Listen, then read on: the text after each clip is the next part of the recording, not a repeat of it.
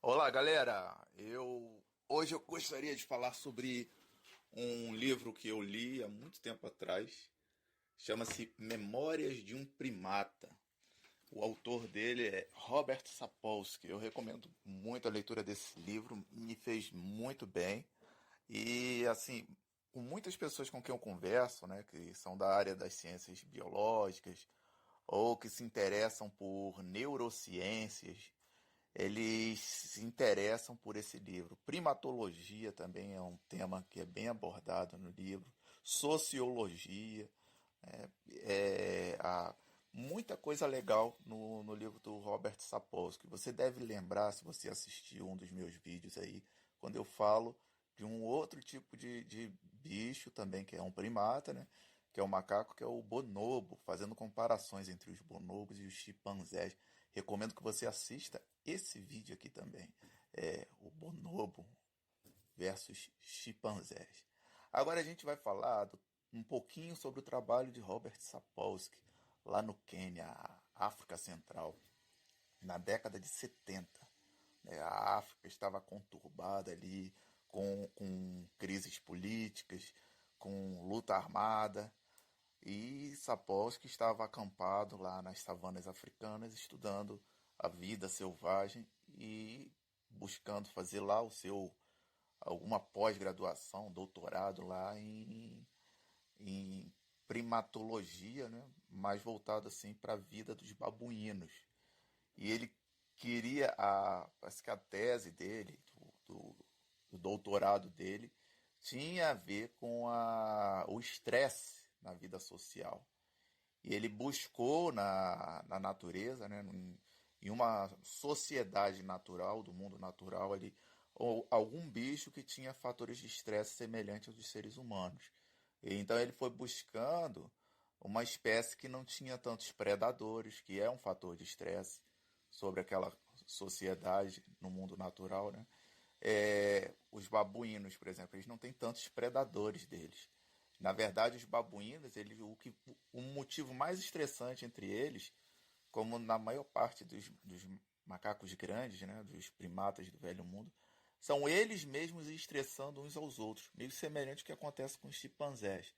Eles mesmos é que acabam estressando uns aos outros. E isso é semelhante ao que acontece na sociedade dos humanos, na vida moderna, né, nas grandes cidades. Nós mesmos é que nos estressamos uns aos outros.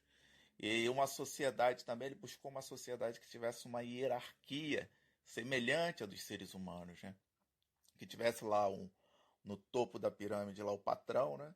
E depois abaixo aí o, o secretariado dele, e depois um pouquinho abaixo uma camada com um número maior de indivíduos, né?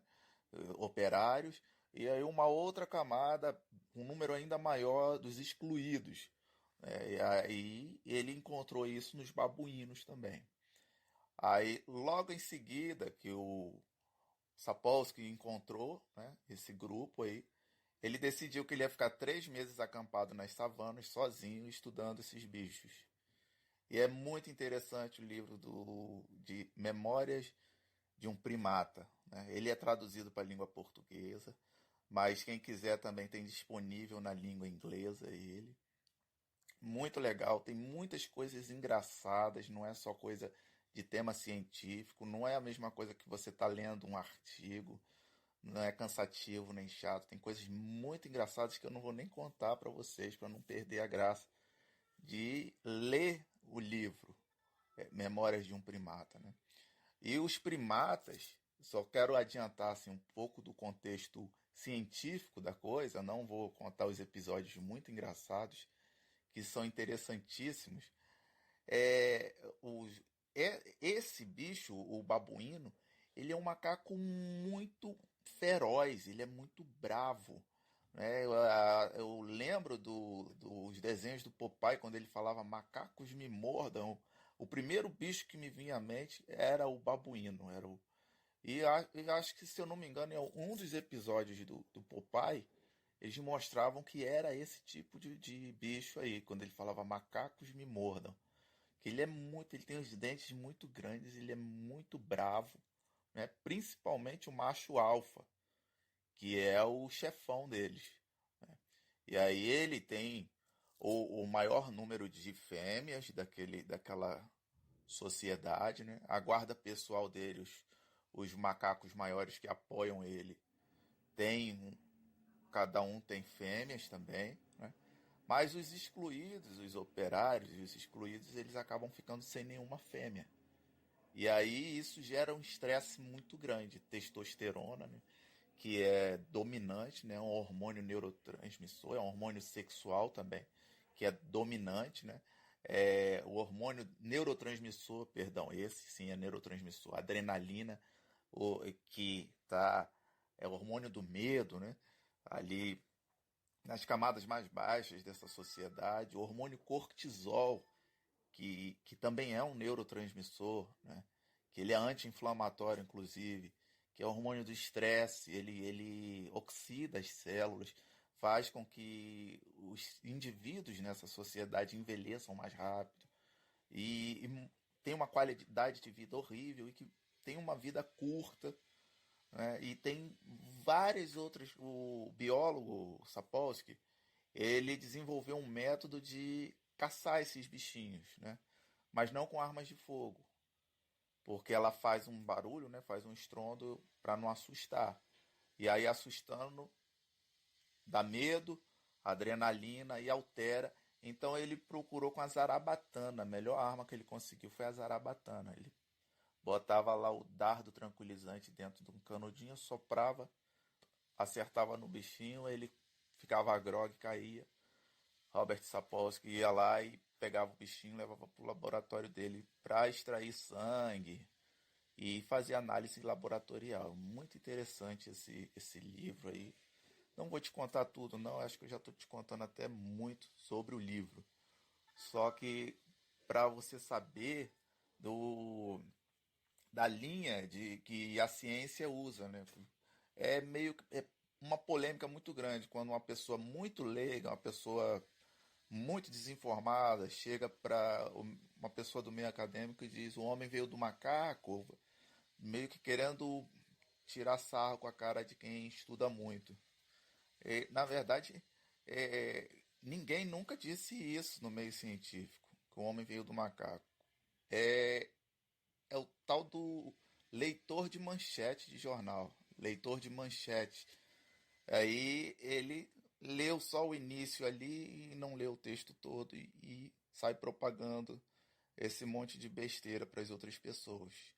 Existe um ancestral comum entre todas as espécies. Ele não é um macaco, né?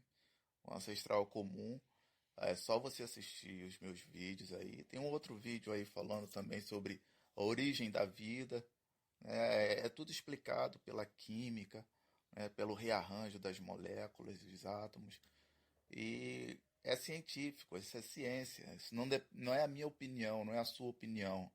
A natureza ela existe e segue por caminhos e não depende das nossas escolhas, da nossa opinião. A natureza é o que é. Por exemplo, a aranha viúva negra ela mata o macho, né? Depois do acasalamento. Por exemplo, o peixe beta ele mata a fêmea após ela pôr ovos no acasalamento. E isso não é uma opção nossa, não é segundo a minha opinião ou a sua. Você pode ser machista ou feminista ou não ser nenhum dos dois e as coisas vão continuar sendo como são. O curso da natureza, ele independe da nossa vontade, do nosso querer ou da nossa opinião. Então, um forte abraço e sucesso. Olha, não deixe de se ter oportunidade, ter uma boa leitura aí, tá? Não somente dos livros acadêmicos, dos livros didáticos, mas também desse tipo de leitura que eu estou te indicando aí, livros gostosos de você viajar mundo afora, sem precisar tirar passaporte ou pagar passagem aérea, tá? Um abraço, fica na paz.